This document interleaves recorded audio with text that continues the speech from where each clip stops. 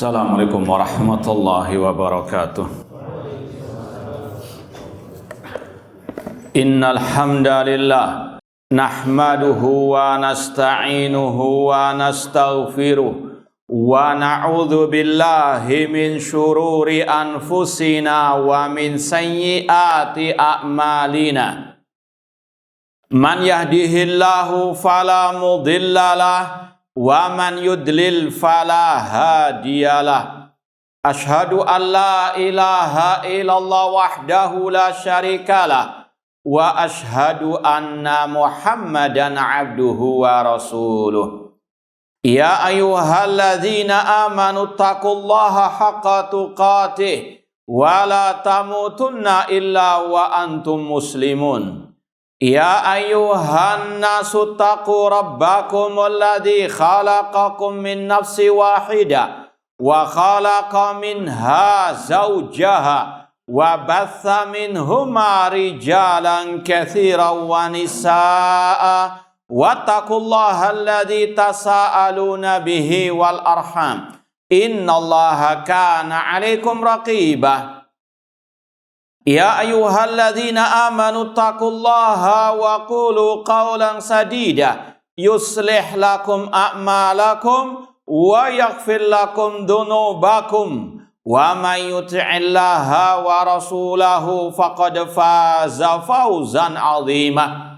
Amma ba'd, fa inna asdaqal hadits kitabullah wa khairal hadi hadyu Muhammadin sallallahu alaihi wasallam. Wa syaral umuri muhdatsatuha wa kulla muhdatsatin bid'ah wa kulla bid'atin dhalalah wa kulla dhalalatin finnar. Ma'asal muslimin ikhwani fillah wa akhwati, bapak-bapak, ibu-ibu, saudara-saudari rahmani wa rahimakumullah. Alhamdulillah, segala puji bagi Allah Subhanahu wa taala yang mempertemukan kita kembali dalam kajian kitab Aqidah Al-Imam Asy-Syafi'i rahimahullahu ta'ala yang disusun oleh Fadilatul Syekh Nu'man bin Abdul Karim Al-Watar hafidhallahu ta'ala. Semoga Allah Subhanahu wa ta'ala senantiasa memberikan kepada kita keistiqomahan dalam belajar akidah salaf dan berpegang teguh dengannya sampai akhir hayat kita nanti. Sekarang kita sampai halaman 102, masih berkaitan dengan ucapan Al-Imam Asy-Syafi'i rahimahullah yang berkaitan dengan Al-Akhlaqu Al-Karimah. Diriwayatkan di sini wa anil Muzani qala, dari Imam Al-Muzani rahimahullah taala, beliau berkata sami'tu Asy-Syafi'iyya rahimahullah yaqul, aku mendengar Imam Syafi'i rahimahullah berkata, asy-syafa'atu zakatul muru'ati. Syafaat-syafaat itu adalah zakatnya muru'ah. Kemarin sudah kita bahas sedikit tentang apa itu al-muru'ah. Ada yang masih ingat apa itu al-muru'ah? Nah, bangun. Kenapa? Yang menjadikan manusia itu terpuji dan terjauhkan dari celaan atau hal-hal yang tercela. Itu secara umum, secara global arti al-muru'ah. Perangai yang menjadikan manusia terpuji dan terjauhkan dari hal-hal yang tercela. Sudah kita sampaikan salah satu contohnya, seorang yang memang dia sebagai talibul ilmi harus dia tahu bagaimana menjaga muru'ahnya. Kalau mungkin bahasa lebih mendekati definisi tadi, menjaga kewibawaannya.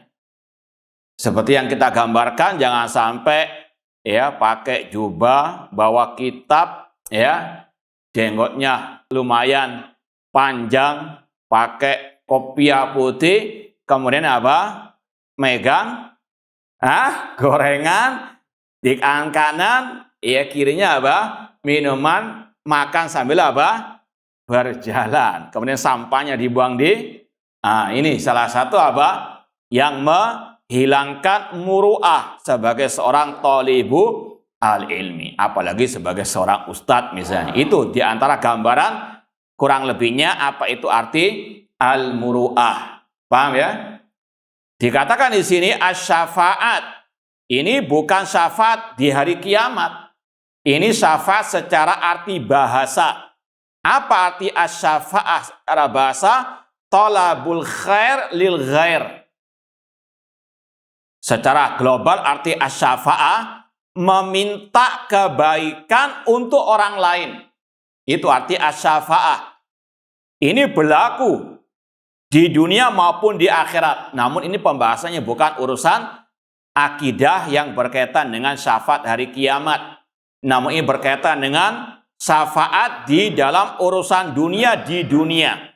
Contoh, seperti yang sering kita sampaikan, di antara ikhwan pengajian, jamaah pengajian, ada ya istilahnya tajir melintir lah saudara. Ya, miliarder, dia punya banyak toko atau perusahaan.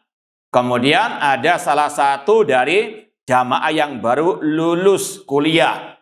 Dia juga ya istilahnya kepingin cepat nikah, namun belum punya pekerjaan. Ada satu orang yang mengenal dua orang tadi, antara tajir dan yang baru lulus kuliah tadi.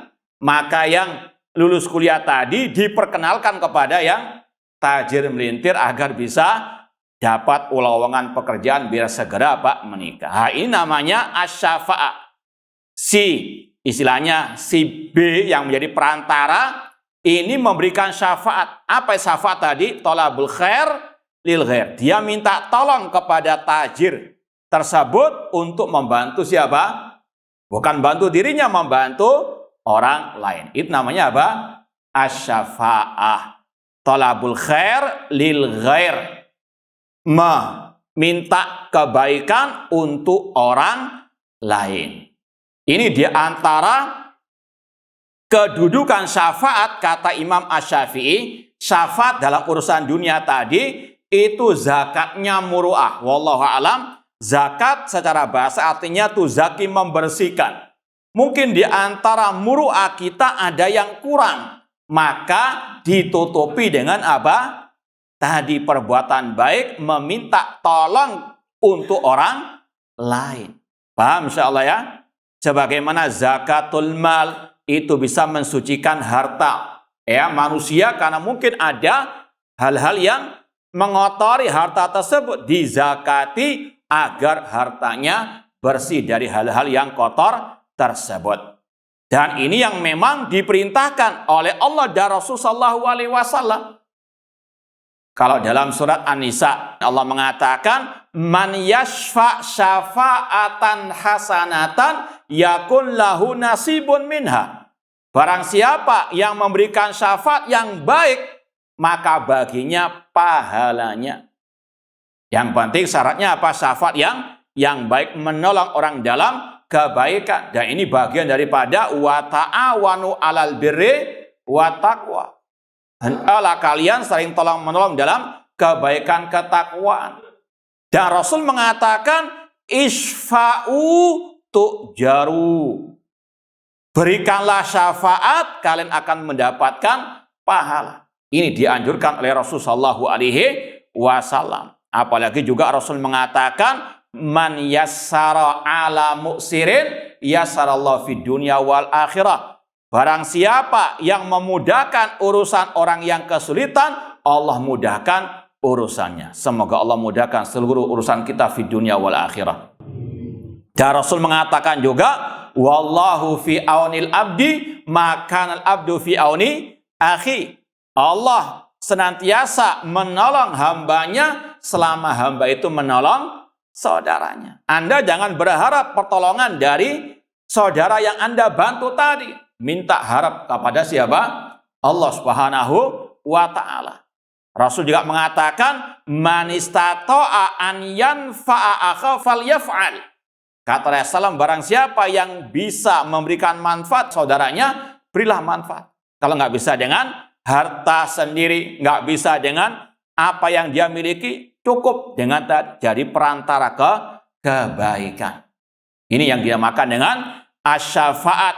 Syafaat yaitu tadi meminta tolong untuk orang lain merupakan zakatnya muru'at. Dan sekali lagi itu pahalanya sangat besar di sisi Allah Subhanahu wa taala, dan ini dianjurkan oleh Allah dan Rasul sallallahu alaihi wasallam. Dan ini bagian daripada akhlak yang mulia. Seperti yang kita sampaikan, definisi akhlak antara hamba dengan hamba, badlu an-nada, memberi kebaikan.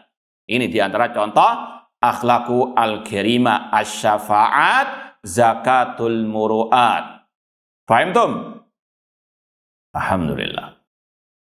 Poin berikutnya, wa anil Hasan ibni Abdul Aziz al-Jarawi qala, dari Al-Hasan bin Abdul Aziz al-Jarawi beliau berkata, qala asy-Syafi'i rahimallah, Imam Syafi'i rahimallah berkata, ma nadhartu ahadan fa ahbabtu an yukhti'a, tidaklah aku berdialog dengan seorang pun lalu aku menginginkan dia yang keliru.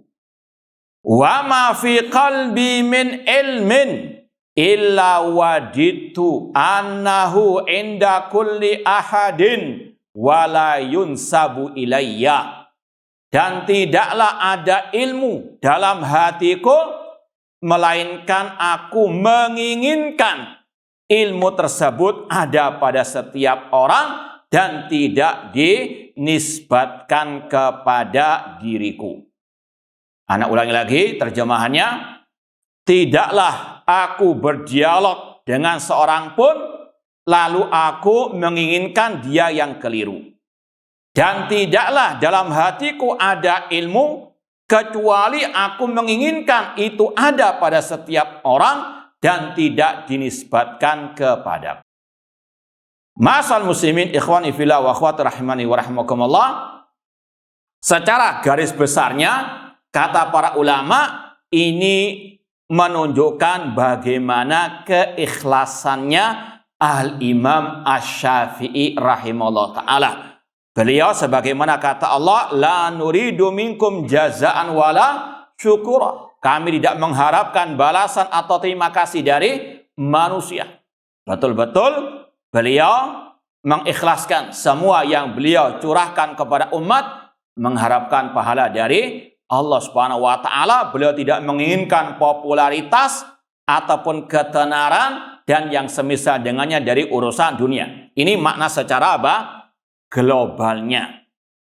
Adapun perincian dari pembahasan ini, dan ini insyaallah sudah pernah kita sampaikan, pembahasan manadzartu ahadan, tidaklah aku berdialog dengan siapapun kemudian aku menghendaki dia yang salah. Ini dalam pembahasan furu'uddin, cabang-cabang agama, atau kalau istilah kita fikih ijtihadi. Beliau banyak berdialog dengan para ulama-ulama yang sejaman dengan beliau, dengan Ishaq bin Rahawai, dengan Muhammad bin Hasan Asy-Syaibani. Namun dalam masalah apa? Fikih ijtihadi, dan mereka semuanya ulama-ulama ahli sunnah. Paham ya? Itu adab beliau. Beliau apa? Seperti yang sudah masyhur juga ucapannya, ketika berdialog beliau mengatakan, qauli haqqun yahtamil khata'an. Ucapanku, pendapatku sekarang ini betul menurutku, namun bisa jadi kemungkinan salah.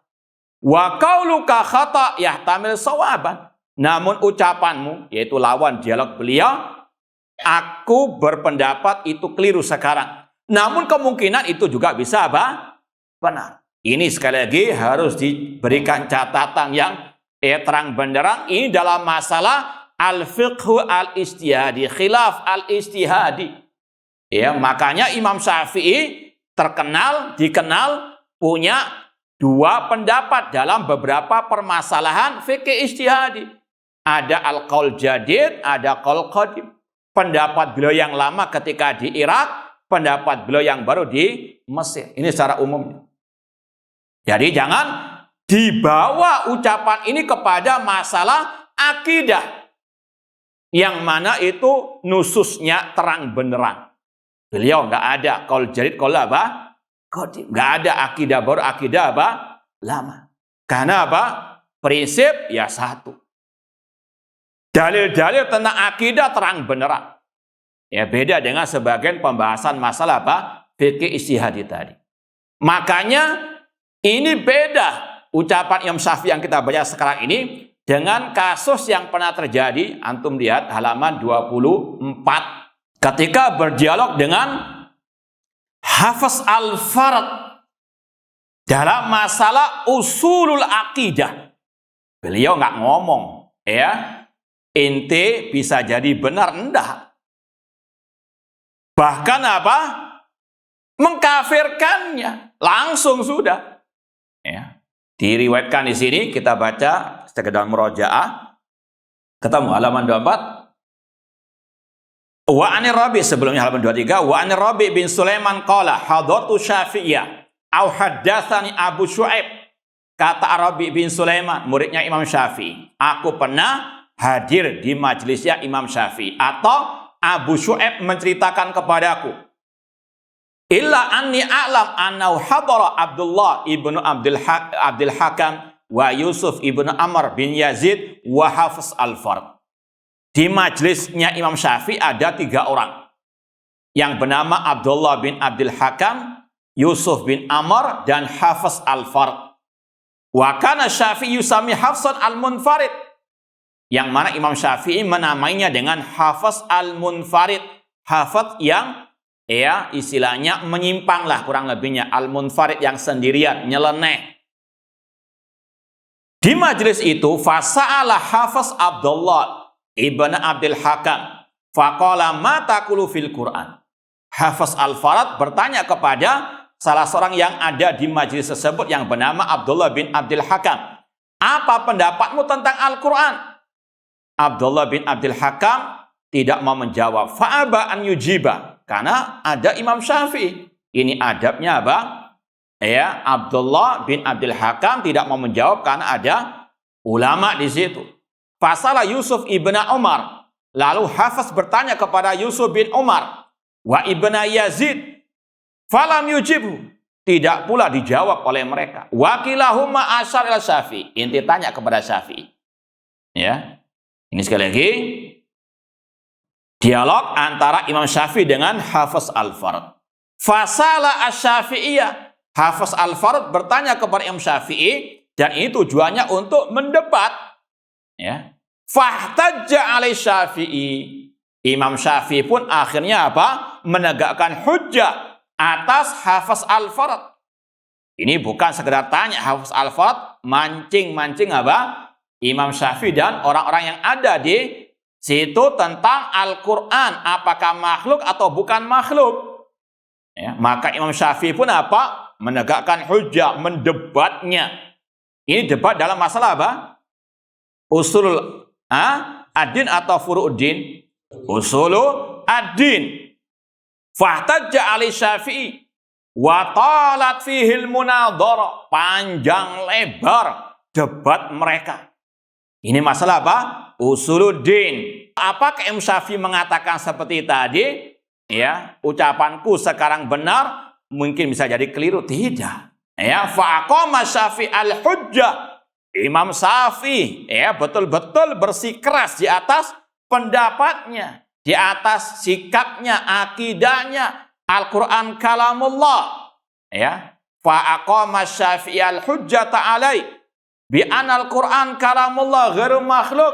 Beliau terus menegakkan hujjah yang intinya Al-Quran adalah kalamullah, bukan makhluk. Lalu apa? Akhirnya wa kaffara Hafsan Al-Farad. Beliau pun akhirnya mengkafirkan Hafiz Al-Farad setelah ditegakkan apa? Hujjah. Ini bedanya dialog beliau masalah usuluddin dengan masalah apa?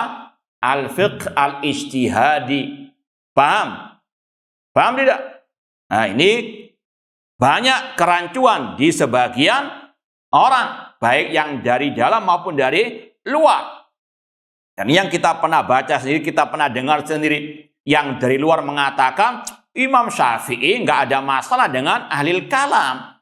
Ya, beliau apa? Bermesraan juga dengan ahli al-kalam. Ini dusta jelas seperti yang sudah kita lewati. Bagaimana kerasnya, tegasnya Imam Syafi'i terhadap ahlul kalam. Bahkan beliau mengatakan hukmi fi ahlil kalam an yudrabu bil jaridi wan ni'al. Hukuman yang aku berikan kepada ahlul kalam dipukul dengan pelepah kurma dan terompah. Nah, kalau kita ya kelompen lah istilahnya. Ya.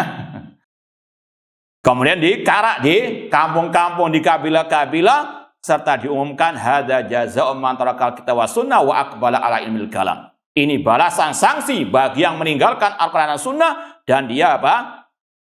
Berpegang dengan ilmu al-kalam. Ini dari luar yang pernah kita dengar. Bahwasanya kata mereka Imam Syafi'i juga nggak ada masalah dengan ahli kalam, ilmu kalam. Ini dusta. Dari dalam ada yang mengatakan bahwasanya perbedaan antara ahlus sunnah salafiyin dengan ahli bidah minal kuburiyin, para penyembah kuburan, itu katanya sama. Ya, perbedaan mereka antara Imam Syafi'i dengan Muhammad bin Hasan Asy-Syaibani. Naudzubillahi min dzalik. Muhammad bin Hasan Asy-Syaibani muridnya Imam Abu Hanifah dari ulama ahli sunnah. Kok disamakan dengan ahli al-bidah minal kuburiyin? Paham ya? Ini talbis, ini penipuan, ini pembodohan umat. Naudzubillahi min dzalik. Maka ini yang wajib untuk disampaikan kepada umat. Beda pembahasan antara dialog Imam Syafi'i dengan Muhammad bin Hasan Asy-Syaibani, dengan Ishaq bin Rahawayh dan ulama-ulama ahli sunnah. Dialog mereka masalah fikih apa? Al-ijtihadi, dan mereka semuanya ulama-ulama ahli sunnah berbeda pendapat dalam masalah fikih ijtihadi, bukan masalah akidah. Beda dengan as-salafiyin ketika apa? Membantah kuburin, para penyembah kuburan. Ini bedanya apa? Ya, masalah akidah, bahkan masalah usulul al-iman. Namun itulah sekali lagi fenomena yang ada sekarang ini. Maka harus disampaikan ucapan Imam Syafi'i ini dan yang semisal dengannya ini dalam pembahasan-pembahasan masalah apa? Al-fiqh al-ijtihadi. Kemudian juga kita sampaikan dari awal, hukum berdebat dengan ahlul bid'ah secara asal haram. Karena asal hukum dengan ahlul bid'ah itu boikot. Kecuali kalau ada apa? Kemaslahatan. Ulama berdebat dengan bid'ah karena tadi ada apa? Al-maslahah ar-rajihah. Ya. Adapun debat masalah fikih ijtihadi terutama di antara ahli sunnah ini secara asal hukumnya boleh-boleh saja. Tanpa ada apa? Al-baghi wa dzulm. Ya, jangan sampai dialog masalah fikih ijtihadi sampai apa? Boikot-boikot. Naudzubillah min dzalik. Dan ini yang juga sekarang ya kita dengar berbagai ya keluhan dari sebagian jamaah gara-gara kemarin nggak ikut-ikutan ya dibully, caci maki, kayaknya apa? Menyimpang dari usulul akidah. Yang salah dalam masalah usulul akidah dibela dengan alasan Pak Doktor. Paham? Naudzubillah min dzalik. Ini yang dikatakan oleh para ulama hizbiyah, fanatik golongan. Gara-gara apa? Gelarnya gara-gara cocok dengan hawa nafsunya dibela, padahal jelas-jelas menyimpang dari apa? Usul sunnah, mencaci maki pemimpin kaum muslimin, dan ini bukan sekali, berulang kali. Demikian pula mengkritik pemimpin di hadapan umum, terakhir membuat syubhat, beda nasihat terhadap pemimpin yang harus rahasia, sedangkan nahi mungkar kepada pemimpin boleh dengan cara apa? Dan naudzubillah min dzalik, sekelas orang itu naudzubillah min dzalik gagal paham memahami ucapan ulama Syekh Abdul Muhsin Al-Abbad. Yang bagi ketinggalan berita, lihat Facebook kita apa yang kita tulis tentang masalah yang ini masalah usuluddin atau masalah usulus sunnah. Kalau ada yang menyimpang harus apa? Betul-betul tegas. Ini hak, ini antara hak dengan apa? Batin. Nggak bisa dikatakan seperti ini. Ana menulis, ya bisa jadi tulisan asa, tidak. Ini masalah akidah. Dan ini sudah apa sebetulnya kata ulama sudah muqarrar istilahnya, sudah menjadi kurikulum resmi ulama Ahlussunnah Salafiyin. Tidak boleh mencela pemimpin, tidak boleh mengkritik ataupun menasihati, mengingkari kemungkarannya di hadapan umum. Namun sekarang muncul syubhat-syubhat dari orang dalam. Na'udzubillahi min dzalik. Ya. Dan ini yang berkaitan dengan jamaahnya. Na'udzubillahi min dzalik. Ustadznya sudah kayak gitu, meskipun gelarnya doktor, jamaahnya lebih parah juga. Yang masalah bukan usuluddin, yang berbeda dibully, diboikot. Yang masalah menyimpang urusan akidah, summum bukmun umyun. Na'udzubillahi min dzalik, dibela-bela mati-matian. Ini yang dinamakan oleh para ulama dengan hizbiyah. Dulu hizbiyah seperti ini ada pada kelompok Ikhwan Muslimin, Jamaah Tabligh, Hizbut Tahrir. Namun sekarang ada di tengah-tengah yang menisbatkan diri kepada as-salafi. Kesalahan dalam usul sunnah malah dibela. Na'udzubillahi min dzalik. Yang berbeda pendapat bukan dalam masalah usul sunnah dibully, dicaci maki. Ini jahil murakkab bin dzulm, kejahilan yang kuadrat, dan juga kezaliman. Na'udzubillahi min dzalik. Maka perlu disampaikan, bedakan berbagai pembahasan tadi antara usul sunnah, antara masalah khilaf al-ijtihadi. Imam Syafi'i rahimahullah mengatakan ini dalam dialog masalah al-fiqhu al-ijtihadi ala al-khilaf al-ijtihadi. Ada kisah juga, beliau pernah berdialog dengan seorang yang bernama, kalau tidak salah, Yunus As-Sadafi rahimahullah ta'ala, dari kalangan ulama Ahlussunnah juga. Ketika berdialog tidak ketemu juga, saling memegang pendapat masing-masing. Kemudian suatu saat beliau bertemu lagi. Imam Syafi'i bertemu dengan lawan dialognya tadi, Yunus As-Sadafi. Kemudian dipegang tangannya oleh Imam Syafi'i. Kita boleh berbeda pendapat, namun kita harus tetap bersaudara. Ini masalah fikih ijtihadi. Beda dengan tadi masalah Al-Quran kalamullah. Yang mengatakan Al-Quran makhluk langsung divonis oleh Imam Syafi'i kafir. Ini kita terlepas dari pembahasan vonis takfir al-muayyan, namun intinya bedakan dialog beliau dalam masalah usuluddin yang tidak ada kata-kata toleransi dengan pembahasan dialog beliau yang berkaitan dengan masalah al-ijtihadi. Wallahu ta'ala alam. Kemudian tadi, poin yang berikutnya, tidaklah dalam hatiku ada suatu ilmu kecuali aku mengharapkan itu ada pada setiap orang. Jadi juga ini menunjukkan bagaimana beliau tidak bakhil dalam masalah ilmu. Jangan kayak ungkapan orang umum terutama mungkin yang pernah didengar di dunia bela diri. Jangan sampai guru itu memberikan semua ilmunya kepada muridnya biar nggak kalah nanti dengan na'udzubillah min dzalik. Kalau bisa semua disampaikan, Kalau bisa sang murid harus lebih pintar daripada sang guru. Ini yang dikatakan Imam Asy-Syafi'i rahimahullahu ta'ala. Bahwasanya tidaklah di hatiku ada suatu ilmu kecuali aku mengharapkan semua orang memilikinya dan tidak disandarkan kepadaku. Ini sekali lagi beliau mengajarkan kepada kita al-ikhlas. Semoga Allah Subhanahu wa taala menganugerahkan kepada kita al-ikhlas fil qauli wal amal.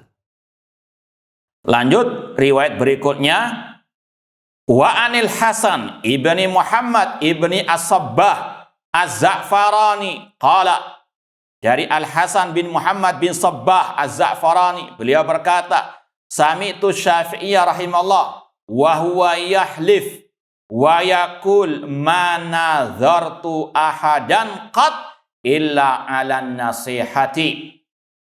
Kata Imam Asy-Syafi'i rahimahullah, dan beliau bersumpah dan beliau mengatakan, tidaklah aku berdialog dengan seorang pun kecuali dalam rangka menasehati, dalam rangka melaksanakan sabda Nabi, ad-dinu an-nasihah. Dan ini seperti yang kita sampaikan tadi, kalau berkaitan dengan masalah al-furu' cabang agama, berkaitan dengan fiqh al-ijtihadi, maka beliau sangat amat toleransi. Dan itu yang dikatakan juga oleh Syekh Muhammad bin Shalih Al-Utsaimin dalam kitab Al-Ilmi, dalam Adab Thalabul Ilmi, Rahabatus Sadr indal khilaf ay al-ijtihadi. Di antara adab penuntut ilmu agama, lapang dada ketika ada perbedaan pendapat yang berkaitan dengan tadi fikih al-ijtihadi, yang pintu ijtihad terbuka bagi para ulama dan mereka masing-masing punya pendapat yang kuat, maka tidak boleh keras-kerasan dalam masalah al-fiqhul ijtihadi. Seperti kalau beli contohkan setelah ruku apakah bersedekap atau tidak, masalah fikih al-ijtihadi, atau mungkin berkaitan dengan masalah hukum puasa hari Sabtu, puasa sunnah maksudnya, boleh atau tidak, karena Rasul mengatakan la tasumu yaumas sabti illa mafturidu alaikum. Ada yang mengatakan dilarang secara mutlak, ada pun yang mengatakan boleh kalau tidak mengkhususkan. Fikih ijtihadi, maka harus lapang apa? Jangan sampai teman antum puasa hari Sabtu, antum berpendapat itu tidak boleh, langsung antum jejeli apa? Naudzubillah min dzalik. Nah, ini berbahaya. Maka harus tahu apa itu apa? Khilaf ijtihadi dalam masalah utama tadi al-furu' dengan masalah usulu ad-din. Kemudian ikhwani fillah wa akhwati rahmani wa rahmakumullah, Imam Syafi'i mengatakan manadatu ahadan qad illa ala an-nasihah. Ini berkaitan dengan yang kemarin ad-dinu an-nasihah, agama adalah apa? Nasihat. Rasul SAW ketika ditanya, Kulna ya Rasulullah, liman, untuk siapa nasihat itu ya Rasulullah? Rasul mengatakan lillah wali kitabi wali rasulihi wali a'immatil muslimin wa amatihim. Nasihat untuk Allah, Rasulnya, kitabnya, pemimpin kaum muslimin dan kaum muslimin secara umum. Kata para ulama, menasehati pemimpin dengan selain pemimpin dibedakan oleh Rasul sallallahu alaihi wasallam. Dan cara menasehati pemimpin juga telah dijelaskan oleh Rasul sallallahu alaihi wasallam dalam hadis Iyad bin Ghanmin radhiyallahu ta'ala anhu. Rasul mengatakan man arada an yansaha li sultanin fala yubdi alaniyatan. Barang siapa yang ingin menasihati pemimpinnya jangan di hadapan umum. Walakin liyakhud biyadi, ambil tangannya. Fayakhlu abi, berduaan dengannya, empat mata dengannya. Fa in qabila fadak, jika diterima alhamdulillah, jika tidak qad addalladhi alaih, telah gugur kewajiban. Hadis riwayat Imam Ahmad, Ibn Abi Asim dalam kitabnya Sunnah dan sahihkan oleh Syekh Albani rahimallahu taala. Ini sekali lagi cara menasihati pemimpin sudah ada metodenya. Dan ini sudah apa?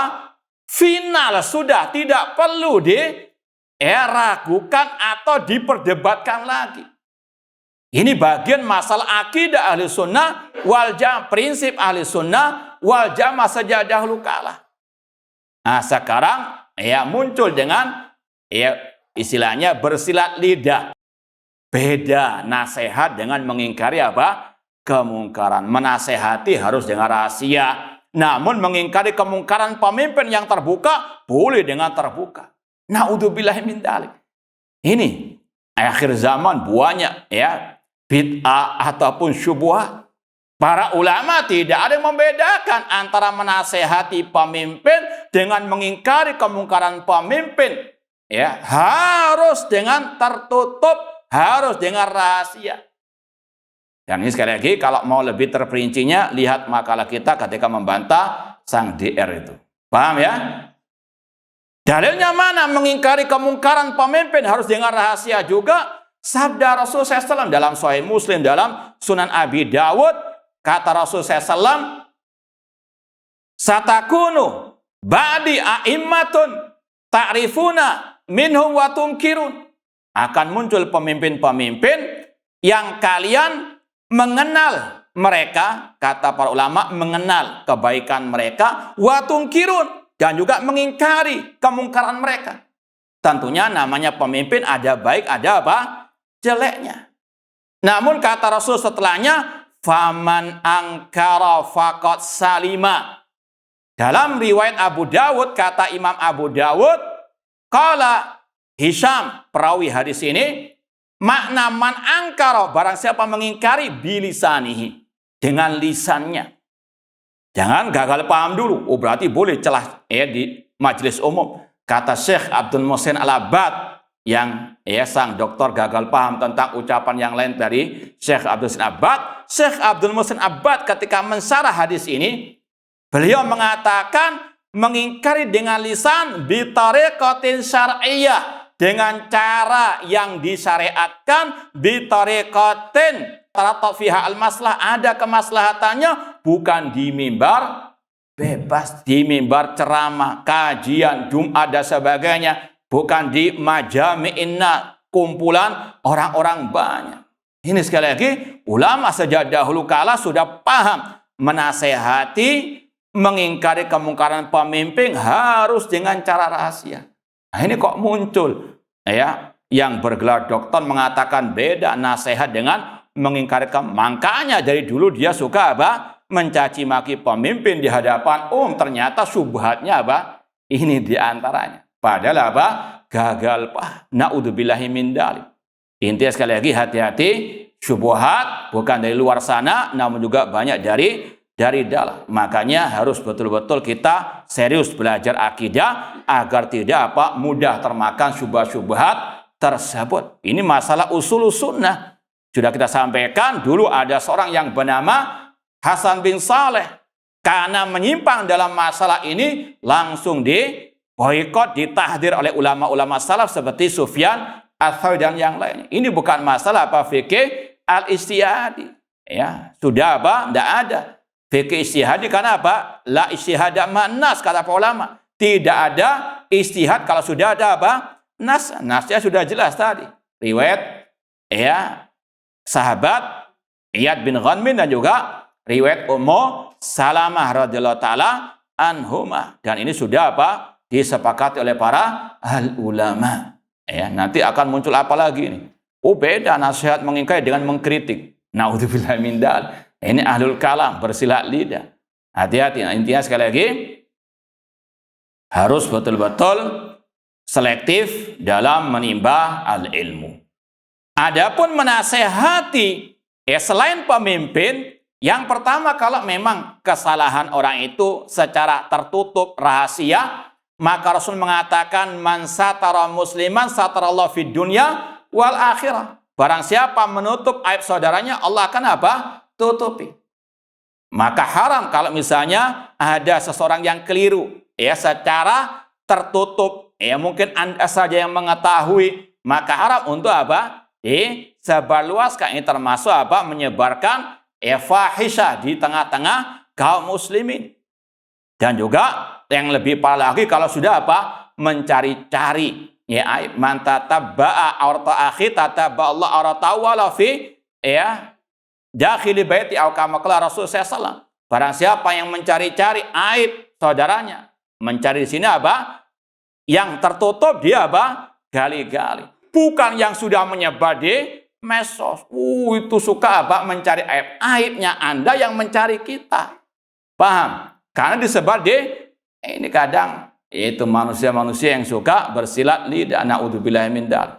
Kalau yang sudah tertutup, jangan dibongkar. Namun kalau seandainya itu kesalahan, apalagi penyimpangan yang sudah disebar di medsos, sebagaimana kata Syekhul Islam Ibnu Taimiyah rahimahullah taala, idza fa'ala ahadun al-munkar alaniyatan fayajib ingkaru alaniyatan. Kata beliau, barang siapa yang menampakkan kemungkarannya di hadapan umum, boleh dibantah secara terbuka. Ini sekarang ini terbalik. Mengingkari kemungkaran pemimpin sebetulnya kan harus terbuka atau tutup. Kalau ada yang terbuka berarti kalau ada yang membongkar kemungkaran pemimpin di hadapan umum berarti salah atau betul? Yakin? Kami cara mencele. Nanti besok beda ustadz, beda lagi. Enggak ya?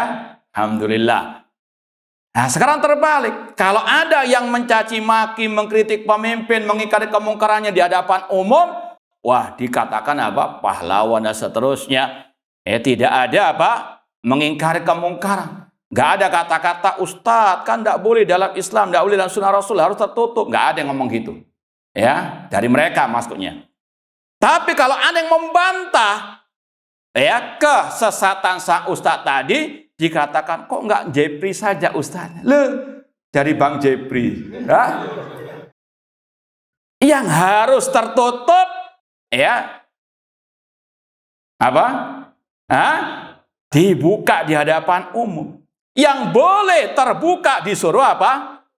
Ainal ukul. Sudah ada ya? Baik. Insyaallah kita lanjutkan pada al-adzan. Baik, kita lanjutkan sedikit lagi. Tadi Imam Syafi'i kita ulangi ucapan beliau, "Manadhatu ahadan qad illa ala nasiha." Aku tidaklah mendebat berdialog dengan seorang pun kecuali dalam rangka menasehati. Ad-dinu an-nasiha. Dan sudah kita sampaikan bedanya menasehati pemimpin dengan menasehati selain pemimpin. Ya, sekali lagi kalau anak tanya, apa boleh menasehati pemimpin secara terbuka? Mengingkari kemungkarannya boleh terbuka. Sama atau beda? Kok ragu-ragu gitu? Sama, yakin? Taib. Jazakumullah khairan. Kita lanjutkan ucapan Imam Syafi'i berikutnya. Qala Imam Abu Hatim Ibnu Hibban rahimahullah, "Salasu kalimatin ma takallama biha ahadun fil Islam qablahu, yakni Asy-Syafi'i, wa la tafawwah biha ahadun ba'dahu illa wal makhad fiha kana anhu." Kata Imam Abu Hatim Ibnu Hibban rahimahullah, ada 3 ucapan yang tidak ada seorang pun sebelum Imam Syafi'i yang mengucapkannya, dan tidak pula ada yang mengucapkan setelah Imam Syafi'i kecuali mengambil dari Imam Asy-Syafi'i.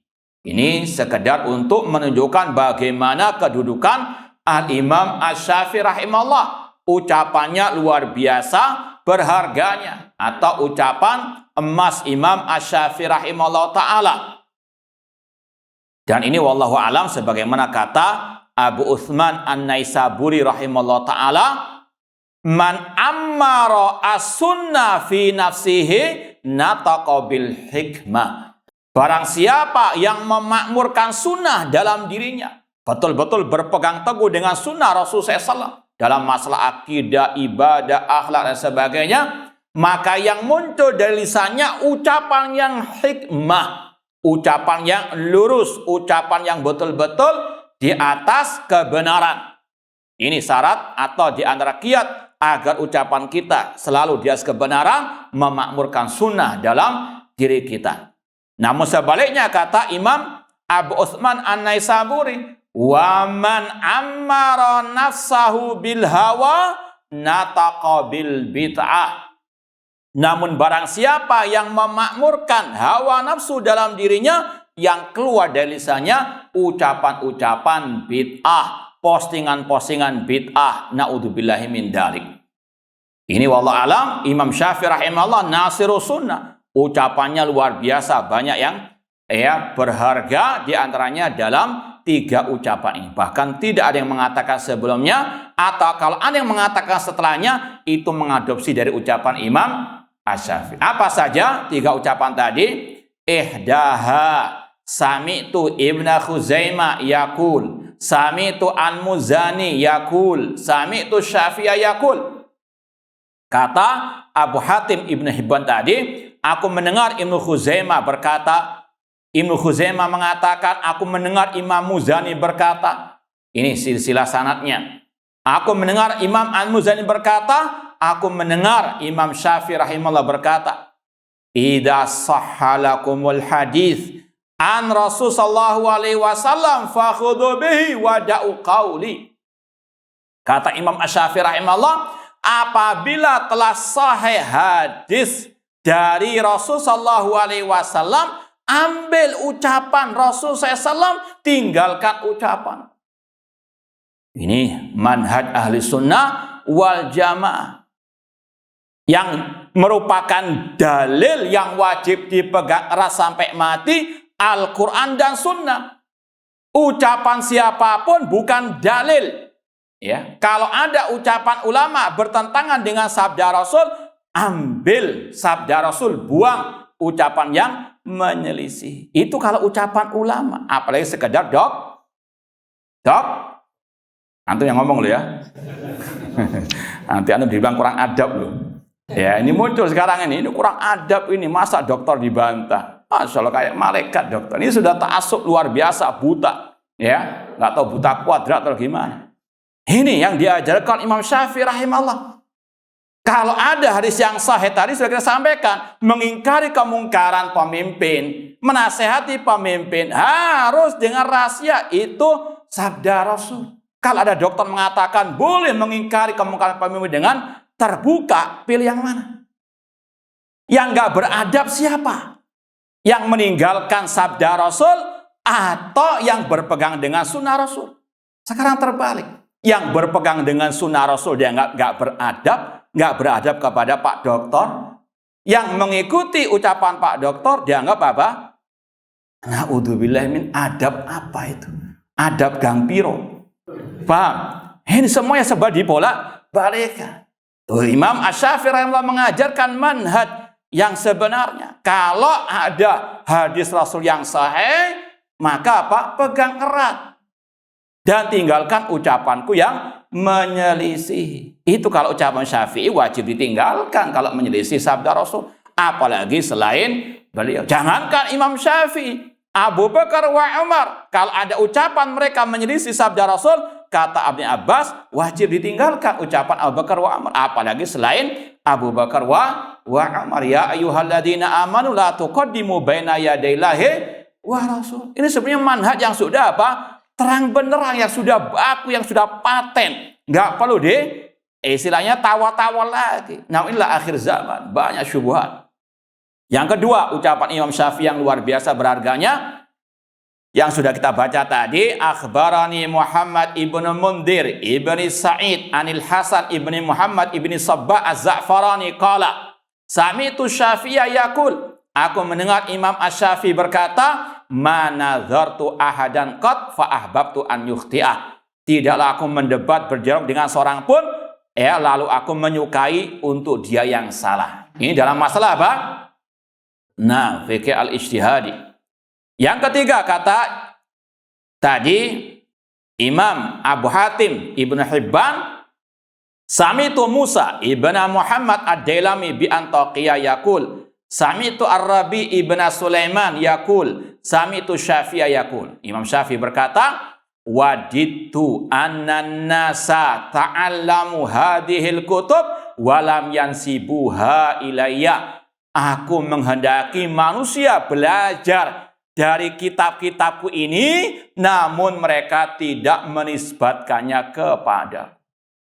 Ini sekali lagi pelajaran al-ikhlas dari Imam Asy-Syafi'i rahimallahu ta'ala. Jangan apa? Na'udzubillahi min dalik. Berdakwah atau apapun menulis demi ketenaran popularitas. Na'udzubillahi min dalik.